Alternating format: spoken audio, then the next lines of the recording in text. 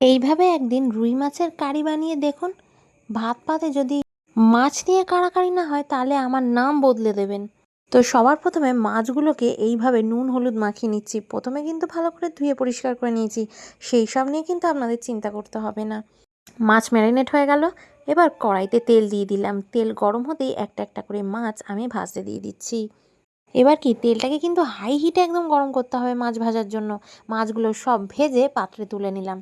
এবার মাছ ভাজার তেলে ফোড়নে দিয়ে দিলাম এলাচ, লবঙ্গ, দারচিনি, তেজপাতা আর শুকনো লঙ্কা। ভালো করে নাড়াচাড়া করে এবার সুন্দর গন্ধ বেরোতেই পেঁয়াজটা দিয়ে দিতে হবে।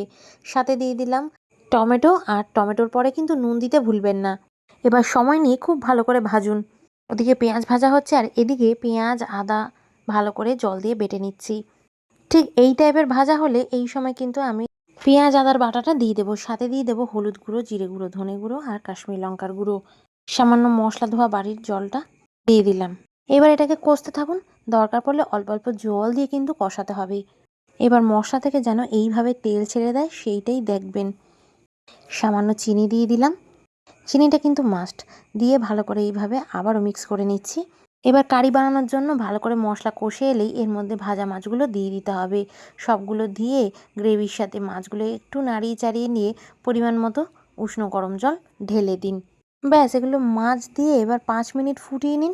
ফুটে গেলে একটু ঢাকা দিয়ে আরও কিছুক্ষণ রান্না করে নিলেই রান্না কিন্তু অলমোস্ট হয়ে যাবে। এবার কাঁচা লঙ্কা দিয়ে দিলাম ফ্লেভারের জন্য, আর দিয়ে দেবো অল্প গরম মশলা। এবার যে যে আপনার হাতে এই রুই মাছের কারিটা খেয়ে যাবে, আবারও আপনাকে ফোন করে জানবে কবে আপনার বাড়িতে আসবে। এসে ঠিক এই রান্নাটাই আবারও করতে বলবে, অন্য রান্না চাইবে না কিন্তু। আর ফর্মুলাটা একবারে ভালো করে জেনে যাবে।